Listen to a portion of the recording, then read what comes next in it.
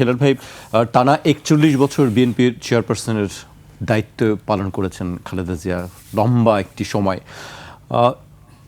আমি তার রাজনৈতিক জীবনের এই লম্বা সময়টা আপনার কাছে যদি একটু জানতে চাই যে আপনি কিভাবে তার এই ৪১ বছরের বিএনপিকে সামলানো এটি আপনি কীভাবে মূল্যায়ন করবেন? বেগম খালেদা জিয়া ছিল অসাধারণ ব্যক্তিত্ব এবং মানুষকে সম্মোহন করবার মতো একটা ব্যাপক ক্ষমতা। আমি দেখেন, প্রেসিডেন্ট জিয়াউর রহমানের মৃত্যুর পর আমি যেটা বললাম যে মহামারীর মতো সংক্রমিত হতে লাগলো মানুষ, শরণার্থীর মতো এক দল থেকে আরেক দল চলে যাচ্ছে তাকে ছেড়ে। তখন তিনি দলকে ঐক্যবদ্ধ রেখেছেন। আর এই ফ্যাসিস্ট হাসিনা তো আপনার যেই পরিমাণ তার ব্যক্তি জীবনে, পারিবারিক জীবনে, দলের মানুষকে যে পরিমাণ মানে আপনার ইন্টিমিডেশন, যারা ভয় দেখিয়েছে, তারপরেও তিনি কিন্তু দলকে ঐক্যবদ্ধ রেখেছেন। তার যে সম্মানী পাহাড়, তার যে আপনার ব্যক্তিত্ব এবং তার যে রাজনৈতিক বক্তৃতাগুলো, আমি একটু দেখেন আমাদের এই আলোচনাগুলো একটু নস্টালজিক হয়ে যাচ্ছে। আমরা সেটাই শুনতে চাই, নস্টালজিক হয়ে যাচ্ছি। আমি একটু এটি প্রেরণা যোগায়। এই নস্টালজিক হচ্ছে এই জন্য, আমরা ঢাকা বিশ্ববিদ্যালয়ে বিকালবেলা টিএসসিতে আড্ডা মারতাম। যখনই মানে মাগরিবের আজানটা হয়ে যেত, তখন আমাদের মধ্যে একটা প্রতিযোগিতা হতো যে ২৭ নম্বরে আমরা যেতাম না। রিক্সায় তখন দুইজনে গেলে ৮ টাকা নিত। তখন কিন্তু ৮ টাকা অনেক টাকা। আমরা নিজেরা ভাগ বাটোয়ারা করে, অসীমের অবশ্য একটা মোটরসাইকেল ছিল আমাদের, আমরা ভাগ বাটোয়ারা করে যেতাম ধানমন্ডি। যদি শুনতাম আজকে ম্যাডাম আসবেন না, আমরা কিন্তু আর যেতাম না ধানমন্ডি। ২৭ নম্বরে আমরা যেতাম না। ম্যাডাম আসবে শুনলে আমরা আগে জানতাম আজকে ম্যাডাম আসবেন। আমাদের তখন দুদু ভাই, রিপন ভাই, আমান ভাই, এরা প্রেসিডেন্ট সেক্রেটারি ছিল।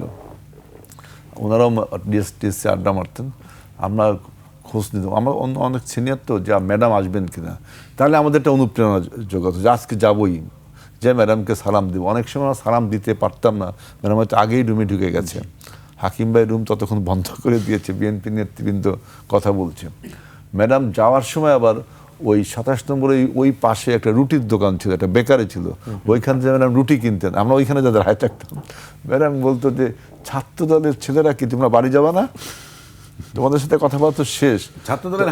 উনি দেখতে যে উনি বলতেন যে আমার গাড়ির পিছনে আমি কাউকে না পালে জাতীয়তাবাদী ছাত্ররা ছেলেরা ছুটছে, আমার গাড়ির থেকেও দৌড়ে ছুটছে। উনি রুটি কিনতে গেছেন, বাড়ি যাবেন ওই যে অফিস থেকে, ২৭ নম্বর অফিস থেকে, অফিস শেষ দলীয় কাজে যাওয়ার সময় তো রুটি কিনতেন। আমি যা দেখতাম রুটি কিনতেন, পাউরুটি, ও সেখানে তিনি যেতেন। এবং আমার একটা, অসীম একটু বলেছে, আমার এক সবচেয়ে যে জিনিসটা ভালো লাগে, শহীদ মিনারে আপনার কার জন্য একটা হত্যাকাণ্ডের প্রতিবাদ সভা হবে, তাই না? ৮৭ সালে, এটা তুই যেটা বললি, সেখানে আমরা জানি যে শেখ হাসিনাও আসবে, না এটা আরো পরে খালেদা জিয়াও আসবে। তা আমরা যারা ছাত্রদল করি, আমরা তো সবাই চলে গেলাম যে আসবে আমাদের নেত্রী। আবার আওয়ামী লীগের যদি উনি আসে, তা আমাদের একটু বেশি ক্রাউড থাকতে হবে না? এবং জনগণও, যত জনগণ হয়েছিল, এবং সবাই চাচ্ছে যে নেত্রী দুইজন আসুক, এবং সমস্ত বিশেষ করে শিল্পী, সাহিত্যিক, কলা কুশলী, এদের একটা কি সমাবেশ ছিল শহীদ মিনারে। তা শেষ পর্যন্ত আসলে শেখ হাসিনা নাকি আসবেন না, তার নাকি আপনার এই যে সিকিউরিটি কনসার্ন সমস্যা ছিল, যে আসবেন না। তখন সিকিউরিটি সমস্যা ছিল, এটাও ঠিক। এরশাদও কিন্তু প্রচণ্ড আপনার এই গোয়েন্দা সংস্থাগুলো দিয়ে নেতা নেত্রীদের উপর হামলা করতেন। তো বেগম খালেদা জিয়া তিনি কিন্তু সমস্ত কিছুকে তোয়াক্কা না করে বিকালবেলা যখন আসলো, পুরো আপনার শহীদ মিনার চত্বরের সমস্ত মানুষ বেগম খালেদা জিয়ার আত্মীয় হয়ে গেল যে তিনি আসলেন। প্রচন্ড সাহস, এই সাহসটা। আমার আরেকটা বক্তব্য আছে, উনি যখন আমাদের মিছিল সমাবেশগুলো, তখন 86, 7, 8 সমাবেশগুলো তো গুলিস্তানের গ্রন্থ ভবন একটা ছিল, এখনো আছে, এই যে কি গোলাপ শাহ মাজারের পাশে দেখবেন গ্রন্থ ভবন একটা আছে, ওইখানে ম্যাডাম বসতেন যখন জনসভাগুলো, অনেক সময় ওখানে ট্রাকও আসতো। কিন্তু আমিও ট্রাকেও দেখেছি, গ্রন্থ ভবনে বসতেন। উবায়দুর রহমান আমাদের তখন সেক্রেটারি ছিলেন, উনিও নিচে বসতেন। হ্যাঁ, তখন ম্যাডাম আমরাও সব ঢাকা বিশ্ববিদ্যালয় থেকে মিছিল নিয়ে যেতাম। তা আমরা যেহেতু কার্জনালের ছাত্র, ওরা আর্টস ফ্যাকাল্টির ছাত্র, মিছিলটা এফএসএল সেক্রেটারি না? হ্যাঁ, আমি তখন এফএসএলের সেক্রেটারি। আপনার হাইকোর্টের সামনে আমরা ফজলুল হল, শহীদুল্লাহ হল অর্থাৎ কার্জন হল আমরা দাঁড়াতাম যে আর্টস ফ্যাকাল্টিতে মিছিলটা আসবে। আমাদের মিছিলে যত লোক হতো সবার একটাই, খালেদা জিয়া আসবেন তো মিটিংয়ে, যদি শুনতো যে গ্রন্থ ভবনে ম্যাডাম আসবেন না তাইলে কিন্তু ঢাকা বিশেষ করে আমাদের ফজলুল হলের কথা বলতে পারি এবং শহীদুল্লাহ হলের মিছিলে চিন্তা করেন না যাবো না। যদি শুনে বেগম খালেদা জিয়া আসবেন তখন শহীদুল্লাহ এবং ফজলুল হলের বড় মিছিল আমরা ওয়েট করি যে আর্টস ফ্যাকাল্টি মিছিলটা আসলে একত্রে গ্রন্থ ভবনে যায়।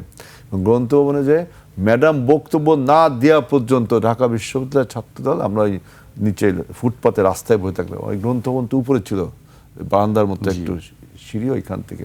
তা আমার এক বন্ধু আছে, অসীমেরও বন্ধু, কানাডায় থাকে, অন্টু তার নাম। অন্টু আমাকে বলতো যে হিলাল, ম্যাডাম না হয়ে অন্য কেউ যদি বিএনপির নেত্রী হতো আমি তো ছাত্রদল করতাম কিনা সন্দেহ আছে। আমি কেন? ম্যাডামের যে মোটিভেশনাল পাওয়ার, ম্যাডামের যে বক্তৃতা, ক্যারিজমেটিক লিডারশিপ, আমি অন্তত তোদের, ও এখনো ছাত্র বিএনপি করে, তো এই কথাটা বলছিল। তাই আমি বলছি যে আমরা নস্টালজিক হয়ে যাচ্ছি। এবার আরেকটু কথা বলি, দেখেন এই সমস্ত স্মৃতি তো আমাদের সাথে রয়েছে, কত স্মৃতি বিস্মৃতির অতুল গহ্বরে তলিয়ে গেছে, এতটুকু সময় বলা যাবে না। আরও অনেক টেলিভিশনে আজকে আমরা সবাই কথা বলবো। আমি যে জিনিসটা তিনি বলছেন, সাহসের যে জিনিসটা দেখাচ্ছে, দেখেন আমাদের এই ফারাক্কা ইস্যু, ফারাক্কার পানি বন্টন, ফারাক্কা যে আমাদের উত্তরাঞ্চল শুকিয়ে দিচ্ছে, আমাদের নদীগুলোকে মেরে ফেলছে, এর বিরুদ্ধে প্রথম কথা বলে মৌলানা আব্দুল হামিদ খান ভাসানী, চলো চলো ফারাক্কা চলো, লং মার্চ। এরপরে বাংলাদেশের কোনো রাজনীতিবিদ বুকে হাত দিয়ে বলতে পারবে না যে আন্তর্জাতিক অঙ্গনে বা আন্তর্জাতিক ভাবে উনি হলো আপনার পানি শেয়ারিং চুক্তিটা করছিল।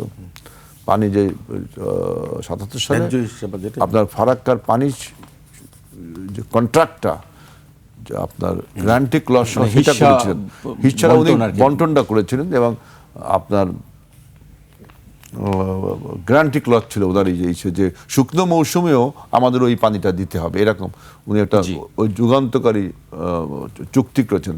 কিন্তু আমি যে জায়গাটা স্পর্শ করছি সেটা হলো পানি বন্টন না, যে মৌলানা আব্দুল হামিদ খান ভাসানী প্রতিবাদ করেছিলেন চলো চলো ফারাক্কা চলো, মিছিল করে করে ফারাক্কা অভিমুখে। আপনার ওই সময় জেনারেশন 76 এই ঘটনা ঘটছিল, আমরা তখন ছোট, আমার মনে আছে। এরপরে আন্তর্জাতিক অঙ্গনে বিশেষ করে 91 সালে যখন বিএনপি ক্ষমতায় আসে বেগম খালেদা, তখন 93 কি 94 সালে জাতিসংঘের সাধারণ পরিষদে তিনি প্রথম ভয়েস রেজ করেছিলেন যে পানির ন্যায্য হিস্সা দিতে হবে এবং তা না হলে আন্তর্জাতিক অঙ্গনে এবং আন্তর্জাতিক কূটনীতির আমরা শরণাপন্ন হব। এটা একটা অসীম সাহসিকতার সাথে, এবং সেই ভারতে কিন্তু তাকে আপনার দেখেন বেগম খালেদা জিয়া যখন গিয়েছিল ভারত থেকে লাল গালিচা সম্বর্ধনা দিয়েছিল। বাংলাদেশে আর কোনো নেতা নেত্রী এই সম্বর্ধনা পায়নি কখন।